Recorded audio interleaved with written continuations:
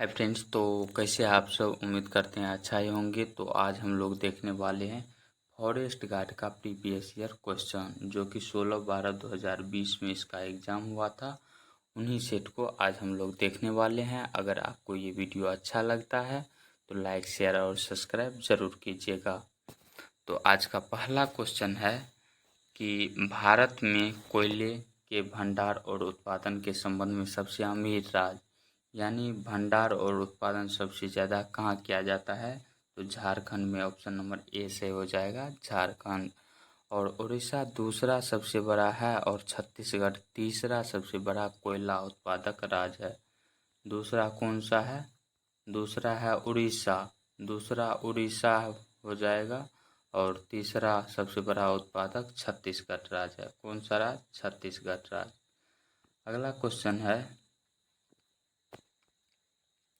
कि बिहार के डैश जिले में नागी बांध स्थित है। बिहार के डैश जिले में नागी बांध स्थित है। तो यह कहाँ पे है? जमुई में। ऑप्शन नंबर ए से हो जाएगा, जमुई जिला में नागी बांध स्थित है। और एक पूछा जाता है मंदार झील, पूछा भी गया है क्वेश्चन कि मंदार झील कहाँ स्थित है। मंदार झील, तो मंदार झील जो है यह बांका जिले में स्थित है। बांका जिले कहाँ पड़ता है? भागलपुर के सटा हुआ जिला है। और काकोलत जलप्रपात नवादा में स्थित है। अगला क्वेश्चन है कि भारतीय संविधान का कौन सा भाग संविधान की आत्मा कहलाता है? भारतीय संविधान का कौन सा भाग संविधान का आत्मा कहलाता है? तो इसका राइट आंसर हो जाएगा उद्देशिका, जिसे प्रस्तावना भी कहा जाता है। प्रस्तावना। तो अगला क्वेश्चन देखते हैं, ग्रामीण महिलाओं के बीच बचत को बढ़ावा देने का निम्न में से कौन सी योजना का उद्देश्य है? ग्रामीण महिलाओं के बीच बचत को बढ़ावा देने का निम्न में से कौन सी योजना का उद्देश्य है? तो महिला समृद्धि योजना का यह उद्देश्य है। ऑप्शन नंबर सी से हो जाएगा, महिला समृद्धि योजना। अगला क्वेश्चन है कि कौन सा कानून कार्य क्षेत्र में महिलाओं के आर्थिक हितों की रक्षा करता है? कौन सा कानून कार्य क्षेत्र में महिलाओं के आर्थिक हितों की रक्षा करता है? तो इसका राइट आंसर हो जाएगा समान पारिश्रमिक अधिनियम 1976। अगला क्वेश्चन है कि 2020 में जारी किए गए हरित पथ मोबाइल ऐप का उद्देश्य है। 2020 में जारी किए गए हरित पथ मोबाइल ऐप का उद्देश्य राष्ट्रीय राजमार्गों पर वृक्षारोपण का निरीक्षण करना। ऑप्शन नंबर डी से हो जाएगा। अगला क्वेश्चन है कि निम्नलिखित में से किस सेलिब्रिटी को यूनिसेफ के बाल अधिकार अभियान के सेलिब्रिटी अधिवक्ता के रूप में 2020 में नियुक्त किया गया है? तो यह 2020 का प्रीवियस ईयर क्वेश्चन है फॉरेस्ट गार्ड का, इसलिए 2020 का करंट अफेयर पूछा गया है। तो उस समय थे Ayushmann Khurrana. Option number D से हो जाएंगे। नेक्स्ट क्वेश्चन है, मीर कासिम ने अपनी राजधानी मुर्शिदाबाद से कहाँ स्थानांतरित की? मीर कासिम ने अपनी राजधानी मुर्शिदाबाद से मुंगेर स्थानांतरित की। ऑप्शन नंबर ए से हो जाएगा, मुंगेर। और मुंगेर में मीर कासिम ने ही गोला बारूद का निर्माण करने का फैक्ट्री लगाया था। मीर कासिम 1760 ईस्वी में बंगाल का नवाब बना था। अगला क्वेश्चन है कि निम्नलिखित में से किस राज्य में भारत के गुज्जर एवं बकरवाल जनजातियां निवास करती है? तो गुज्जर एवं बकरवाल जनजाति जो है यह जम्मू कश्मीर राज्य में निवास करती है। ऑप्शन नंबर सी से हो जाएगा। और डोगरी जनजाति भी होती है, यह भी जम्मू कश्मीर में ही मुख्य रूप से पाई जाती है। अगला क्वेश्चन है कि वन स्टॉप सेंटर योजना मानी जाती है। वन स्टॉप सेंटर योजना किस लिए मानी जाती है? तो यह सखी केंद्र के रूप में जानी जाती है। ऑप्शन नंबर डी से हो जाएगा। अगला क्वेश्चन है कि भारत के राष्ट्रपति पर महाभियोग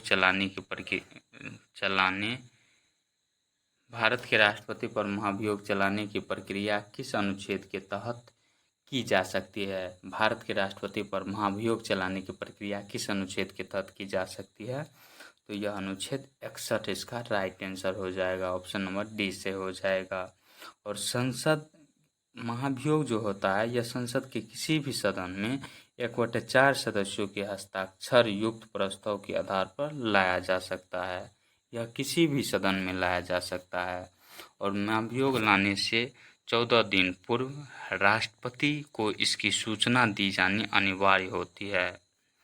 अगला क्वेश्चन है कि भारत की जनगणना 2011 के अंतिम जनसंख्या योग, जिसे पीसीए के रूप में जाना जाता है, के अनुसार निम्न में से भारत के किस राज्य या केंद्र शासित क्षेत्र में लिंगानुपात सबसे कम था?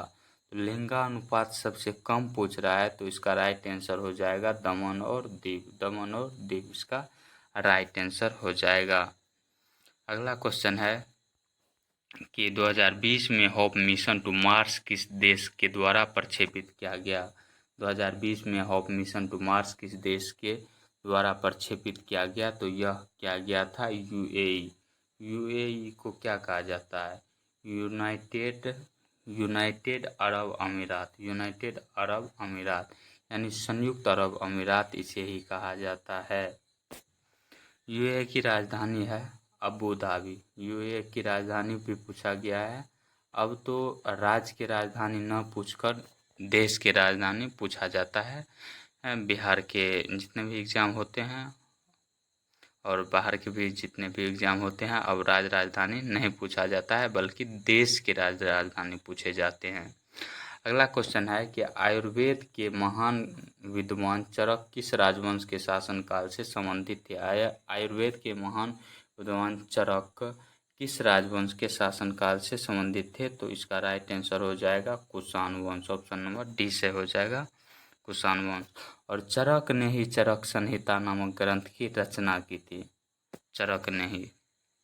अगला क्वेश्चन है कि आत्मीय सभा की स्थापना किसने की? आत्मीय सभा की स्थापना पूछ रहा है, तो इसका राइट आंसर हो जाएगा राजाराम मोहन राय। आत्मीय सभा की स्थापना किसने की थी? राजाराम मोहन राय ने यह किया था 1815 ईस्वी में।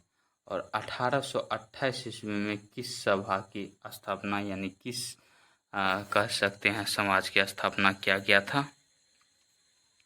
तो राजा राम मोहन राय के द्वारा ब्रह्म समाज की स्थापना 1828 ईस्वी में किया गया था। और दयानंद सरस्वती ने आर्य समाज की स्थापना की थी। दयानंद सरस्वती आर्य समाज। ज्योतिबा फुले जो थे यह सत्यशोधक समाज की स्थापना किए थे। स्वामी विवेकानंद ने ही रामकृष्ण मिशन की स्थापना किया था। अगला क्वेश्चन है कि महात्मा गांधी राष्ट्रीय ग्रामीण रोजगार गारंटी योजना अधिनियम यानी मनरेगा के तहत कितने दिन का अवसर प्रदान किया जाता है? तो 100 दिन का, ऑप्शन नंबर बी से हो जाएगा 100 दिन का अवसर प्रदान किया जाएगा। और उत्तराखंड राज्य में कितने दिन का किया जाता है? तो वहाँ पे 150 दिन का, कितना दिन का? 150 दिन का मनरेगा के तहत रोजगार प्रदान किया जाता है। मनरेगा का नाम पहले नरेगा था। मनरेगा का नाम पहले नरेगा था, यहाँ से NREGA, और ये बाद में महात्मा गांधी जोड़ा गया यानी मनरेगा कर दिया गया इसका नाम 2009 ईस्वी में।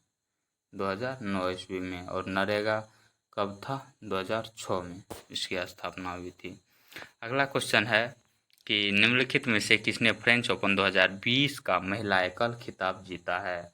2020 का फ्रेंच ओपन का महिला एकल खिताब जीता है Iga Swiatek. Option number D सही हो जाएगा। इगा स्वियातेक जो है यह पोलैंड की टेनिस खिलाड़ी है। अगला क्वेश्चन है कि चट्टगांव शस्त्रागार डकैती की योजना किसने तैयार की थी? तो यह क्या था? सूर्यसेन ने। ऑप्शन नंबर बी से हो जाएगा सूर्यसेन। सूर्यसेन को मास्टर दा के नाम से जाना जाता है। मास्टर दा के नाम से जाना जाता है। अगला क्वेश्चन है कि भारत का उष्णकटिबंधीय वन शोध संस्थान कहाँ है? भारत का उष्णकटिबंधीय लगा के पूछा है। वन शोध संस्थान डैश में स्थित है, तो इसका right answer option number D से हो जाएगा जबलपुर में स्थित है। और देहरादून में क्या है? भारतीय वन अनुसंधान केंद्र देहरादून में स्थित है। अगला क्वेश्चन है, निम्नलिखित में से कौन सी समिति मुख्यतः जनजाति क्षेत्रों में पंचायती राज से संबंधित है? निम्नलिखित में से कौन सी समिति मुख्यतः जनजाति क्षेत्रों में पंचायती राज से संबंधित है? तो इसका right answer option number B हो जाएगा, दिलीप सिंह भूरिया समिति। कौन समिति? दिलीप सिंह भूरिया समिति। दिलीप सिंह भूरिया समिति का गठन कब किया गया था? 1994 ईस्वी में। कब किया गया था? 1994 ईस्वी में। अगला क्वेश्चन है, प्रधानमंत्री सहज बिजली हर घर योजना का नाम है, उसका नाम क्या है? सौभाग्य। ऑप्शन नंबर ए से हो जाएगा सौभाग्य। अगला क्वेश्चन है कि निम्न में से कौन सी वैश्विक समस्या है? तो वैश्विक समस्या आतंकवाद जो है यह एक वैश्विक समस्या है, यानी पूरे विश्व की समस्या है आतंकवाद। आतंकवाद जो होती है यह हिंसात्मक गतिविधि होती है। अगला क्वेश्चन है कि अगस्त 2020 में निम्नलिखित में से कौन जम्मू कश्मीर का उपराज्यपाल नियुक्त किया गया? उपराज्यपाल नियुक्त किया गया, तो इसका राइट आंसर हो जाएगा मनोज सिन्हा किया गया था 2020 में। अगला क्वेश्चन है, निम्नलिखित में से किस नदी के तट पर हाइडे स्पीच का युद्ध लड़ा गया था? हाइडे स्पीच का युद्ध किस नदी के तट पर लड़ा गया था? झेलम नदी के तट पर। ऑप्शन नंबर डी से हो जाएगा, झेलम नदी के तट पर लड़ा गया था। और यह युद्ध जो हुआ था सिकंदर और पोरस के बीच हुआ था, हाइडे स्पीच का युद्ध। यह युद्ध 326 ईसा पूर्व में हुआ था। नेक्स्ट क्वेश्चन है, बिहार के निम्नलिखित जिला में से कौन सा बिहार के नक्शे पर सर्वाधिक पूर्व में है? तो सर्वाधिक पूर्व में जो जिला है यह कौन सा है? किशनगंज है। ऑप्शन नंबर ए से हो जाएगा, किशनगंज जिला सर्वाधिक पूर्व में स्थित है। और सबसे पश्चिमी जिला जो है वह कैमूर पड़ता है। पश्चिमी चंपारण बिहार का उत्तरी जिला है। कौन सा जिला है? उत्तरी जिला। पश्चिमी चंपारण बिहार का उत्तरी जिला है। गया बिहार का सर्वाधिक दक्षिणी जिला है। और बिहार में कुल कितने ज़िले हैं? तो 38 ज़िले हैं। बिहार में कुल कितने ज़िले हैं? 38 ज़िले। और 38वां जिला है अरवल। 38वां जिला कौन है? अरवल। अगला क्वेश्चन है कि भारत में नागरिकों के मौलिक अधिकारों का संरक्षक कौन है? भारत में नागरिकों के मौलिक अधिकार का संरक्षक पूछा गया है, कौन है? तो वह है सर्वोच्च न्यायालय। ऑप्शन नंबर बी से हो जाएगा, सर्वोच्च न्यायालय। अगर आपका मौलिक अधिकार का हनन होता है तो आप अनुच्छेद 32 के तहत सर्वोच्च न्यायालय जा सकते हैं। सर्वोच्च न्यायालय को ही सुप्रीम कोर्ट कहा जाता है या उच्चतम न्यायालय कहा जाता है। अगला क्वेश्चन है, निम्नलिखित में से भारत का कौन सा राज्य एनीमिया मुक्त भारत का सूचकांक 2020 में शीर्ष पर था? तो इसका right answer option number D से हो जाएगा, हरियाणा था उस समय। ऑप्शन नंबर डी से हो जाएगा 2020 में। नेक्स्ट क्वेश्चन है कि राज्यसभा के पास लोकसभा के बराबर अधिकार है। राज्यसभा के पास लोकसभा के बराबर अधिकार है, तो यह किस चीज़ में है? तो इसका राइट आंसर हो जाएगा संविधान के संशोधन में है। ऑप्शन नंबर ए से हो जाएगा, संविधान के संशोधन में है। राज्यसभा को कौन सा सदन कहा जाता है? उच्च सदन। राज्यसभा को उच्च सदन और लोकसभा को निम्न सदन कहा जाता है। निम्न सदन लोकसभा को कहा जाता है।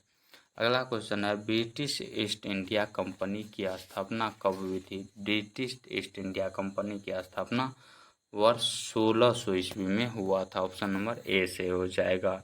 नेक्स्ट है कि टोबा झील स्थित है। टोबा झील कहाँ स्थित है? टोबा झील यह जो है सुमात्रा में स्थित है। सुमात्रा कहाँ पड़ता है?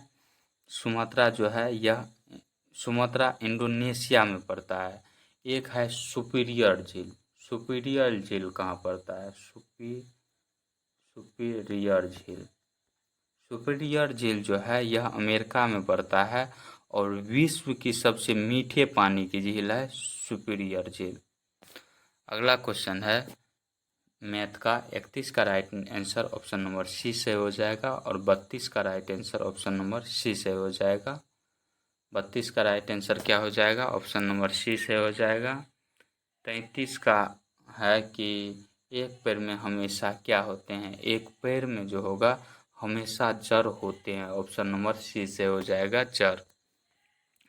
अगला क्वेश्चन है कि ए द्वारा मैथ का क्वेश्चन है 34 का right answer option number A से हो जाएगा। नेक्स्ट क्वेश्चन 35 का है, 35 का right answer option number B से हो जाएगा। प्रथम 11 प्राकृतिक संख्याओं का माध्य पूछा है, तो n प्राकृतिक संख्याओं का माध्य होता है n+1/2, यानी 11 + 1/2 करेंगे तो 12/2 बराबर 6 हो जाएगा इसका राइट आंसर। नेक्स्ट क्वेश्चन है कि 36 का राइट आंसर ऑप्शन नंबर क्या हो जाएगा, बी हो जाएगा। 36 का right answer option number B से हो जाएगा। 37 का right answer option number D से हो जाएगा और 38 का राइट आंसर बी से ही हो जाएगा। 39 का राइट आंसर बी से ही हो जाएगा, बी फॉर बॉल, और 40 का राइट आंसर बी से हो जाएगा 60 मीटर। 41 का right answer option number C से हो जाएगा। 42 का राइट आंसर क्या हो जाएगा, ऑप्शन नंबर 42 का राइट आंसर डी हो जाएगा। 43 का राइट आंसर बी हो जाएगा। 44 का राइट आंसर ए हो जाएगा और 45 का राइट आंसर सी हो जाएगा। 46 का राइट आंसर बी हो जाएगा और 47 का राइट आंसर बी होगा, बी फॉर बॉल। 48 का राइट आंसर जो है 47 का right answer option number B से हो जाएगा। 48 का ए से हो जाएगा। 49 का डी से हो जाएगा और 50 का जो है right answer option number C से हो जाएगा। 51 का राइट आंसर ए हो जाएगा और उसके बाद है ये R1 51 से 55 तक का आपको जवाब देना है। तो 51 का राइट आंसर ए होगा। 52 का राइट आंसर डी हो जाएगा। 53 का राइट आंसर ए हो जाएगा। 54 का राइट आंसर जो है 54 का राइट आंसर क्या हो जाएगा, 54 का right answer option number A हो जाएगा। 55 का राइट आंसर सी हो जाएगा। और अगला क्वेश्चन है केमिस्ट्री से। क्या है क्वेश्चन, निम्न में से किस वैज्ञानिक को 2 बार नोबेल पुरस्कार से सम्मानित किया गया, एक बार भौतिकी के लिए और दूसरी बार रसायन शास्त्र के लिए। तो यह क्या था, मेरी क्यूरी को, या इसे कह सकते हैं मैडम क्यूरी को, दोनों एक ही है। एक बार इसे रेडियो सक्रियता की खोज के लिए 1903 में नोबेल पुरस्कार मिला था और एक बार जो है रेडियम के शुद्धिकरण और पोलोनियम धातु की खोज के लिए इसे 1911 ईस्वी में नोबेल पुरस्कार प्रदान किया गया था। नेक्स्ट क्वेश्चन है, मूली एक रूपांतरित तना है। मूली क्या है, जड़ है, तना है, पत्ती है, फल है। तो मूली जो है यह एक प्रकार का जड़ है, ऑप्शन नंबर ए से हो जाएगा। निम्नलिखित में से कौन सा रोग विषाणु जनित है, विषाणु जनित रोग है। आप जानते हैं एड्स जो होता है यह विषाणु जनित रोग होता है, ऑप्शन नंबर बी से हो जाएगा। और एड्स का फुल फॉर्म होता है एक्वायर्ड इम्यूनो डिफिशियंसी सिंड्रोम। यह HIV वायरस के कारण होता है जिसे ह्यूमन इम्यूनो वायरस कहा जाता है। नेक्स्ट क्वेश्चन है कि निम्न जंतुओं में से कौन सा जंतु एक पारितंत्र में एक समय में एक से अधिक पोषक स्तरों में प्रवेश कर सकता है। तो इसका राइट आंसर जो है गोरैया हो जाएगा, ऑप्शन नंबर ए से हो जाएगा। निम्नलिखित में से कौन सा गैर पारंपरिक ऊर्जा स्रोत है, निम्न में से कौन गैर पारंपरिक ऊर्जा स्रोत है। तो इसका राइट आंसर जो है ऑप्शन नंबर बी से हो जाएगा, वायु। वायु क्यों इसे गैर पारंपरिक के अंतर्गत रखा गया है, क्योंकि यह कभी खत्म नहीं होने वाला है। और पेट्रोल जो है यह पारंपरिक है, कोयला भी पारंपरिक है, तेल भी पारंपरिक है, क्योंकि यह इसका भंडार सीमित है, इसलिए जो है यह क्या है, परंपरागत ऊर्जा स्रोत है। जैसे कोयला हो गया, पेट्रोलियम हो गया, परमाणु ऊर्जा हो गया। नेक्स्ट क्वेश्चन है कि सूर्य सहित सभी तारों में ऊर्जा का स्रोत है। सूर्य सहित सभी तारों में ऊर्जा का स्रोत जो होता है हाइड्रोजन नाविकों का हीलियम नाविकों में संलयन जो होता है, इसीलिए सभी सूर्य सहित सभी तारों में जो ऊर्जा का स्रोत होता है यानी लाइट होता है इसी कारण होता है। ऑप्शन नंबर सी से हो जाएगा।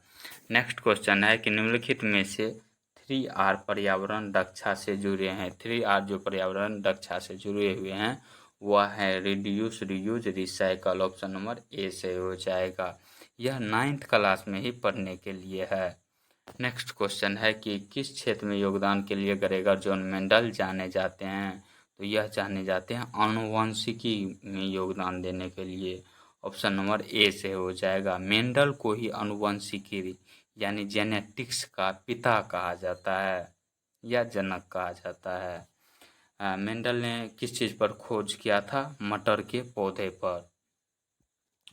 अगला क्वेश्चन है कि निम्नलिखित में से कौन सी गैस की वजह से अम्ल वर्षा होती है। निम्नलिखित में से कौन सी गैस की वजह से अम्ल वर्षा होती है? तो SO2 एवं NO2 की वजह से अम्ल वर्षा होती है। ऑप्शन नंबर सी से हो जाएगा। और अम्लीय वर्षा का जो pH मान भी पूछा जाता है तो यह 5.6 से कम ही होता है। अम्लीय है तो स्वाभाविक है कि 7 से कम होगा, तो इसलिए इसका मान जो है 5.6 से ही कम होता है। अगला क्वेश्चन है, एक होता है कृत्रिम वर्षा। कृत्रिम वर्षा जो होती है वह सिल्वर आयोडाइड के कारण होता है। अगला क्वेश्चन है कि व्यावसायिक तौर पर अमोनिया बनाई जाती है। व्यावसायिक तौर पर अमोनिया जो बनाई जाती है यह हेबर विधि से बनाया जाता है। ऑप्शन नंबर डी से हो जाएगा, हेबर विधि। हेबर विधि द्वारा जो अमोनिया उत्पादन किया जाता है उसमें कैटेलिस्ट यानी उत्प्रेरक के रूप में लोहे के चूर्ण का प्रयोग किया जाता है। अगला क्वेश्चन है कि 66 का आलू का कंद एक रूपांतरित डैश है। आलू का कंद एक रूपांतरित तना होता है। ऑप्शन नंबर बी से हो जाएगा।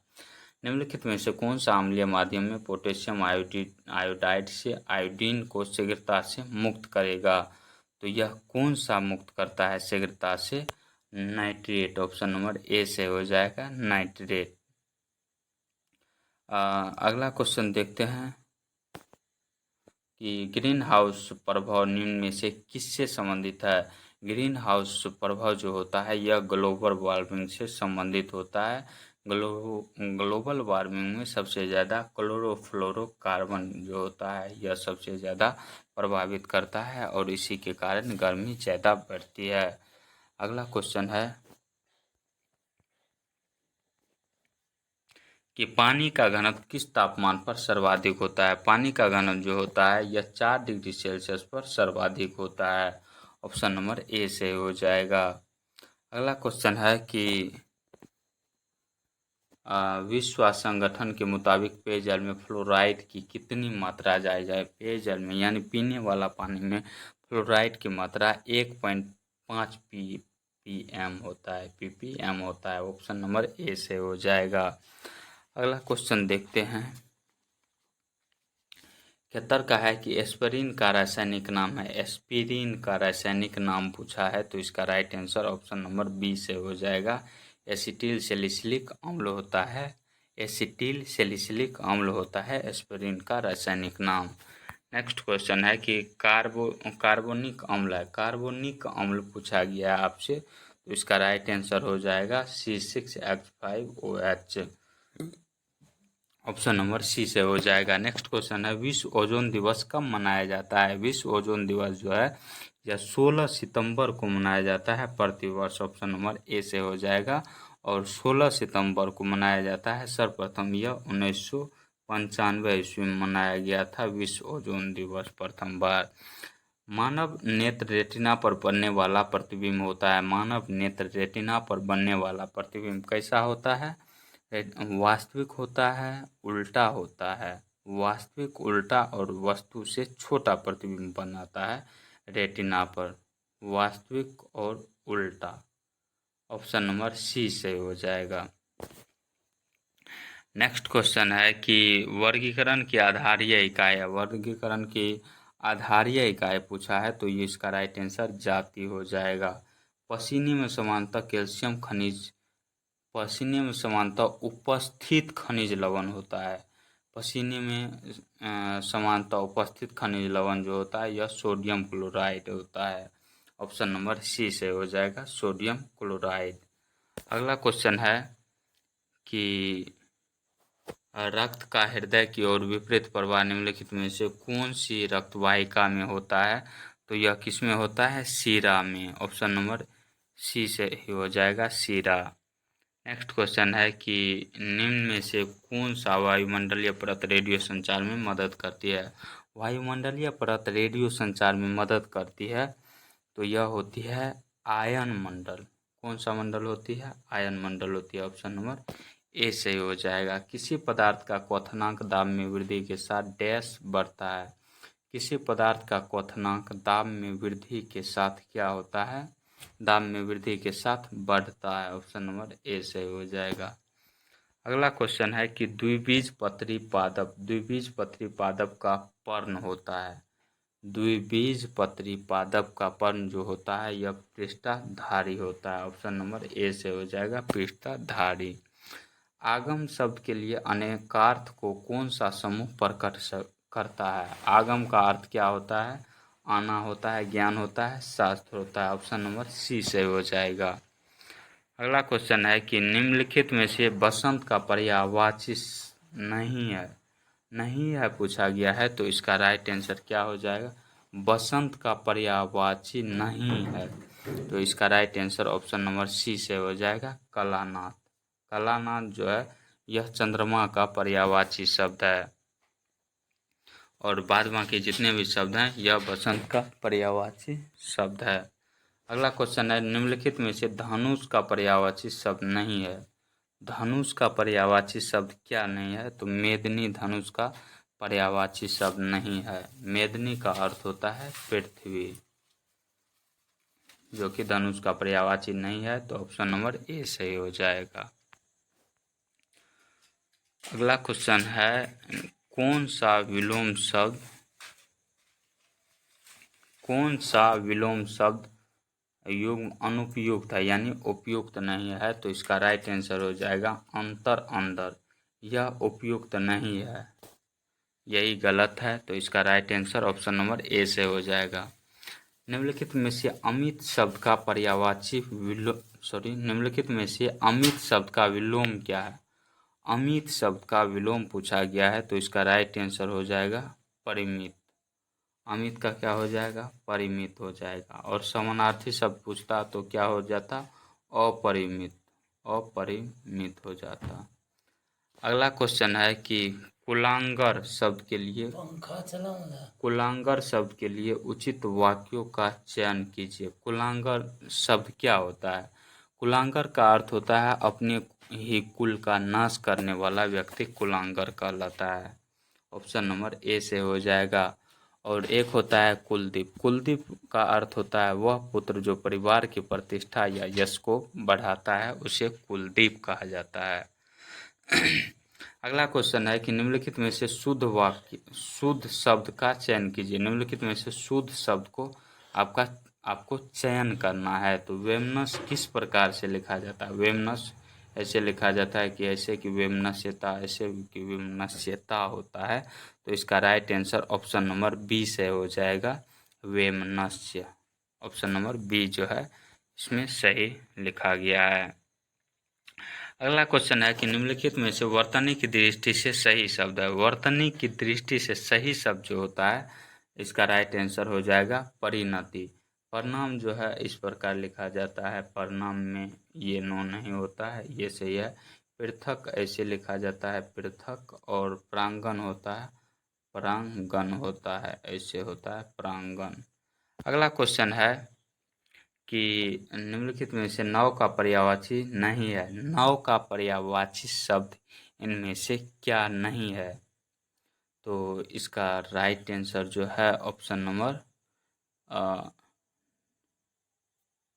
नव का पर्यायवाची शब्द नहीं है पूछ रहा है, तो इसका राइट आंसर जो है तराग हो जाएगा। नौका है, जलयान है और तारनी इसका पर्यायवाची शब्द है। क्या नहीं है? तराग नहीं है। अगला क्वेश्चन देखते हैं कि निम्नलिखित में से वर्तनी की दृष्टि से सही शब्द होगा। वर्तनी की दृष्टि से सही शब्द इसमें वयस्क है। ऑप्शन नंबर बी से हो जाएगा। वयस्क जो है यह सही तरीका से लिखा गया है। अगला क्वेश्चन है कि निम्नलिखित में से व्यक्त का विलोम है। व्यक्त का विलोम शब्द क्या हो जाएगा? व्यक्त का होता है लुप्त। जो व्यक्त है यानी सामने में है उसका विलोम हो जाएगा लुप्त, जो सामने में नहीं है।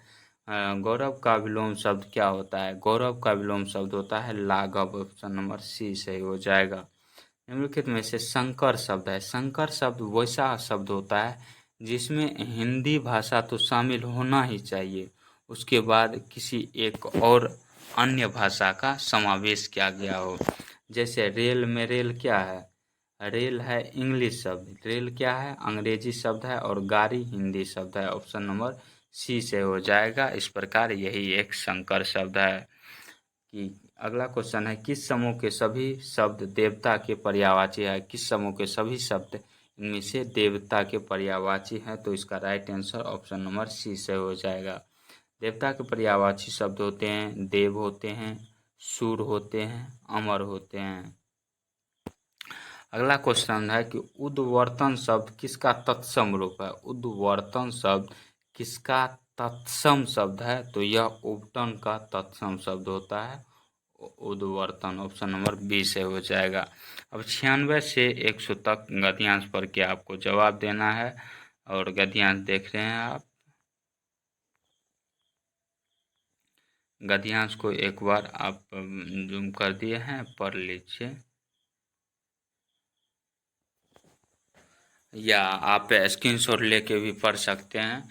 चलिए इसके क्वेश्चन का हम आंसर बताते चलते हैं। अगला क्वेश्चन है कि शोकाकुल, यह गद्यांश से नहीं लिया गया है, बस इसमें से जो है शोकाकुल यह शब्द लिया गया है गद्यांश से। इसका राइट आंसर तो आपको पहले पता होना चाहिए, न कि ये गद्यांश में दिया जाता है।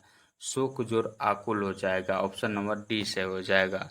नेक्स्ट क्वेश्चन है कि लिच्छवियों को भिक्षापात्र स्मृति स्वरूप देने के पीछे कारण क्या था?